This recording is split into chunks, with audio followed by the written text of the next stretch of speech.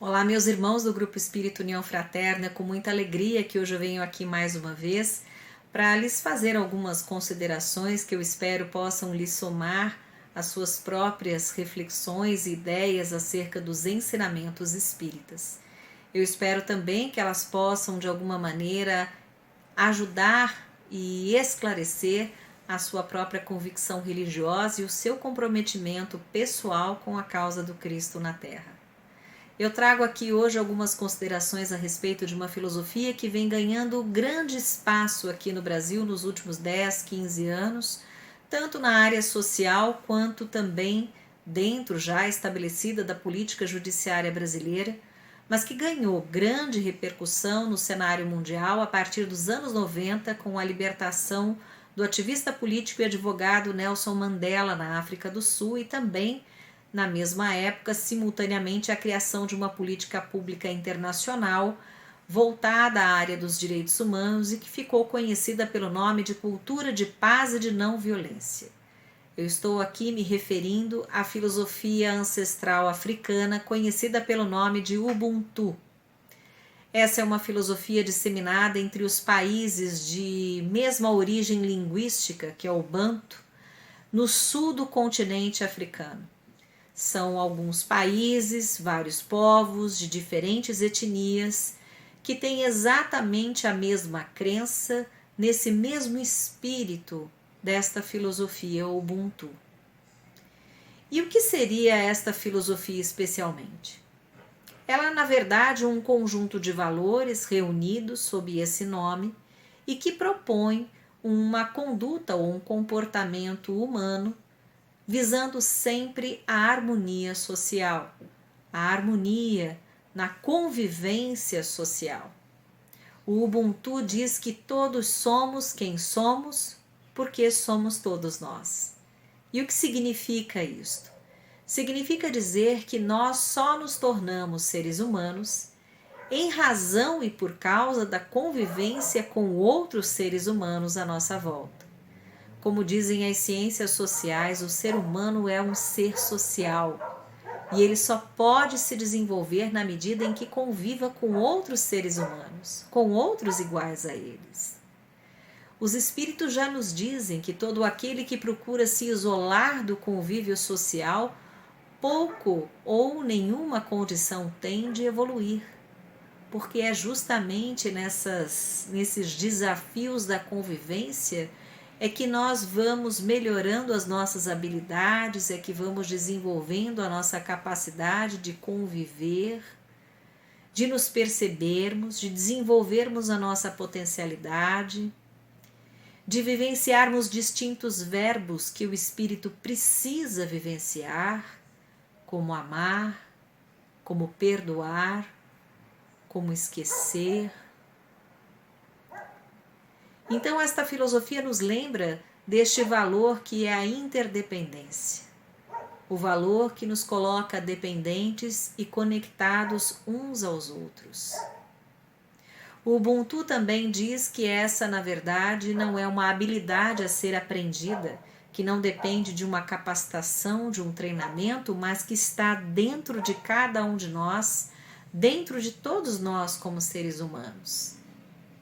E por isso, ela não é nenhuma novidade, ela não é uma filosofia inédita ou exclusiva dos sul-africanos. Na verdade, ela se encontra em todos os povos, em todas as épocas da humanidade. Por exemplo, nós vemos esse mesmo conjunto de valores, essas mesmas práticas sendo passadas de geração a geração, desde os aborígenes da Austrália até os indígenas nas Américas, mas também muito presente entre os judeus, entre os cristãos, que resumem todos esses valores sob um termo, que é o Shalom. Tanto ele pode ser usado como um valor ou um conjunto de valores, como também um cumprimento. A paz seja contigo, Shalom. Então, Ubuntu, Shalom, seja lá o nome que for, todos eles reconhecem valores ancestrais Valores esses essenciais à nossa condição e à nossa natureza humana que precisam ser restaurados e recuperados urgentemente na convivência social. E o que isso quer dizer para nós espíritas? E por que trazer este assunto aqui? Justamente porque nesta política internacional, criada pela Organização das Nações Unidas, existem valores, o reconhecimento desses valores, mas também o estabelecimento de alguns princípios e a sugestão de algumas práticas que busquem a pacificação e a prevenção mesmo dos conflitos.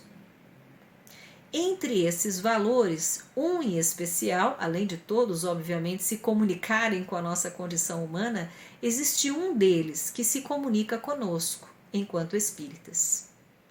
E ele diz o seguinte: processos de compromisso ativo, de realização espiritual que conduzam a uma mudança social positiva. Processos de compromisso ativo, de realização espiritual que conduzam a uma mudança social positiva. E por que ele nos diz respeito? Justamente por conta de uma palavra: espiritual. Espiritual relativo ao espírito. E o que é o espírito?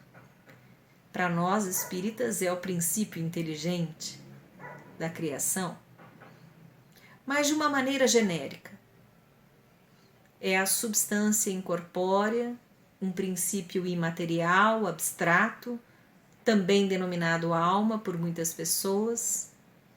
E daí nós começamos a perceber que isso começa a entrar num terreno muito específico, que é o terreno característico das religiões. Por isso que esse princípio, que este valor nos diz respeito, enquanto espíritas. Porque somos todos espiritualistas, antes de sermos espíritas. E quem são os espiritualistas? São os adeptos do espiritualismo, que é uma doutrina que procura explicar a existência e tudo o que diz respeito a ela dentro deste mundo material e fora dele, através da verdade da mente, do espírito, da subjetividade. Diferentemente do materialismo, que explica tudo a partir da matéria, o início e o fim de tudo que acontece, de tudo que existe, de todos os fenômenos, sejam eles físicos, mentais ou sociais, são explicados exclusivamente pela matéria. Esse é o ponto de vista material. Já o ponto de vista espiritualista, ele engloba a matéria, ele não deixa a matéria de fora, como o faz o materialismo em relação ao espírito. No espiritualismo, a matéria é inserida. Mas para além dela existe uma realidade exterior, uma realidade que existe simultaneamente, mas que não pode ser explicada através da matéria. Então, como Kardec diz muito bem, todo espírita é um espiritualista, mas nem todo espiritualista é um espírita. Mas certamente, todos aqueles que dizem professar uma religião são espiritualistas. E por quê? Porque todos nós espiritualistas acreditamos basicamente em 3 pontos em comum a todas as filosofias idealistas espiritualistas, a todas as filosofias religiosas. Quais são esses 3 pontos em comum? Todos nós acreditamos num ser superior que nos criou e que com ele mantemos uma relação. Todos nós acreditamos que somos em verdade um ser imaterial que existe para além da matéria. E também acreditamos que existe uma vida depois da morte, seja lá como for esta vida. Em outras palavras, nós acreditamos em Deus, na existência da alma ou do espírito, ou seja lá o nome que for, e acreditamos que existe uma vida para além da morte. cada filosofia acredita de uma forma diferente a respeito de como seja essa vida depois da morte, mas o fato é que todos acreditamos numa vida após a morte. Então todos nós estamos unidos por esses três elementos, por essas três crenças básicas. A partir das nossas crenças, estabelecemos valores, elegemos valores, e todas as religiões do mundo, as grandes religiões, elegem exatamente os mesmos valores, que nós podemos ver ali condensados nesta palavra Ubuntu, Shalom, valores de paz, de respeito, de solidariedade, de caridade, de altruísmo, de esperança, de fé, de integridade, de justiça. E a partir destes valores nós estabelecemos princípios, exatamente como a política internacional fez. E a partir destes princípios nós estabelecemos regras de convivência. Isso acontece já dentro das religiões e que hoje é reconhecido inclusive por uma política internacional que procura seguir exatamente o mesmo caminho. Isso acontece em todos os ordenamentos jurídicos de todo o planeta, em todos os povos, a todo o tempo. Todos embasados por essa tradição, por esse costume que nos foi ensinado e passado através justamente das religiões. Então me parece que a ONU, quando elege este valor, ela está dizendo da importância, da relevância das religiões para que nós todos juntos possamos construir cada vez mais sociedades livres, mais justas e mais fraternas para todos os seus cidadãos. E aí eu penso sobre algo muito importante. E o nosso papel nessa história? Será que nós estamos desempenhando bem? Será que de fato nós temos assumido esse compromisso ativo de realização espiritual? Será que no dia a dia de nossas vidas nós estamos comprometidos ativamente com esse nosso processo individual de realização espiritual? Porque uma das coisas que me chama a atenção, por exemplo, no Ubuntu, é o quanto essa filosofia amplifica o valor e a importância do indivíduo. Porque uma comunidade ela será tão boa quanto tão bons forem os seus componentes. Então, seria o mesmo que dizer, por exemplo, que nós só teremos um país melhor na medida em que tivermos brasileiros melhores. O mesmo que dizer que só teremos um espiritismo melhor na medida em que tivermos espíritas melhores, e assim por diante. Será que nós temos assumido esse compromisso ativo? Eu convivo em meio a essa área de pacificação. Uma área que se transformou uma área não só política, mas uma área de trabalho para muitas pessoas, e que eu vejo muitas vezes uma grande confusão, porque as pessoas se ligam muito à estética dos discursos, à estética das propostas, mas dificilmente procuram o seu dia a dia, nos mínimos detalhes da sua existência, seguir a ética, como dizia o Kardec, das práticas. Será que nós estamos fazendo a mesma coisa? Nos prendendo mais à estética do que à ética? Será que estamos sendo, em outras palavras, hipócritas?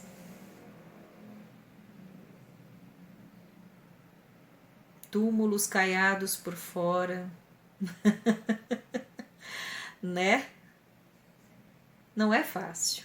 Eu não quero dizer aqui que todos nós tenhamos de ser perfeitos, longe disso. Eu estou muito longe disso. Nem sendo virginiana, não dá. Mas que tenhamos esta consciência e, mais do que isso, esse incômodo diante das nossas dificuldades, para que nós possamos buscar a cada dia, no menor gesto, uma condição melhor e maior de desenvolvimento íntimo, pessoal, individual, e que possa reverberar de um modo positivo nas coletividades das quais eu faço parte. E aí eu me lembro da pergunta 919 do Livro dos Espíritos, quando então Santo Agostinho nos passa uma receita importante, quando se pergunta qual é o meio prático para que nós possamos então melhorar enquanto espíritos, enquanto pessoas, enfim. E ele diz, um sábio, os espíritos respondem, um sábio da antiguidade já vou-lo disse, conhece-te a ti mesmo. E aí novamente Kardec pergunta, mas como é que nós podemos fazer isso de uma forma prática? E ele aconselha, todo dia, ao final do dia, antes de se recolher, passe em revista aquele dia, todas as escolhas que você fez, tudo aquilo que você omitiu, e procure descobrir qual a intenção por trás de cada fazer, de cada omissão. Procure verificar o que você fez contra Deus, contra o seu próximo e, por último, contra si mesmo. Faça uma análise profunda. Se isso for algo de censurável em outra pessoa, ele não será menos censurável em você. Em outras palavras, seja claro, franco e honesto consigo mesmo. Não desvie nem deturpe aquilo que você de fato é. Se fizeres isso no dia a dia da sua vida, certamente o resultado acumulado será muito positivo. Ninguém vai sair desta encarnação perfeito. Não gosto de generalizar, talvez alguém saia, eu não. Mas muitos de nós, a maioria de nós, não sairá perfeito desta encarnação, muito longe disso. Mas certamente teremos progredido bastante, porque Deus jamais falta àquele que lhe é fiel, aquele que é fiel aos seus ensinamentos. Então, que possamos, todos nós, termos consciência desse compromisso ativo de realização espiritual, a que todos somos convidados no sentido de fazermos o melhor pelo nosso progresso, pela nossa evolução espiritual, mas também que conduzam a essa mudança social positiva para todos nós. Porque, sem dúvida alguma, se uma pessoa for honesta consigo, com as suas coisas, com o próximo, com os demais com quem se relaciona, quanto mais pessoas honestas nós tivermos numa sociedade, melhor para esta sociedade. Mais justiça nós viveremos, mais ética nós teremos. Uma das boas reflexões que foram feitas nesse período de pandemia, há alguns meses atrás, eu ouvi alguns governantes falando exatamente sobre essa questão. Presidentes de países no mundo dizendo que seria preciso repensar as formas de se fazer negócios no mundo. Que a partir desta pandemia, da situação que se estabeleceu do ponto de vista político, do ponto de vista econômico, precisar-se-ia repensar o modo de se fazer política, ou melhor, de se fazer negócios. E é claro, porque não há como você adotar uma ideologia híbrida, se é que a gente pode dizer assim, ou um mix de ideologias. Olha, com relação a determinado assunto, a gente adota determinada ideologia, com relação a outro assunto, a gente adota outra ideologia. Não rola? Uma hora dá problema, e deu. E deu, e está dando, grandemente. Então eu gostei muito dessa análise que foi feita por alguns presidentes de países aí no mundo, na Europa especialmente. Precisamos repensar o nosso modo de fazer negócios, porque ele não só prejudica os nacionais, mas também prejudica aqueles que continuam escravizados a certos sistemas opressores, ditatoriais, totalitários, que em nada colaboram para o mundo, para a saúde existencial do planeta e das pessoas em geral. Então, que nós possamos pensar justamente nesse nosso compromisso. Até que ponto nós temos assumido esse compromisso ativo de realização espiritual para conduzir a uma mudança social positiva? Fica aqui a minha proposta de reflexão para vocês. Eu espero que possam dela fazer um bom uso e quem sabe possamos estar juntos muito em breve e nos abraçando.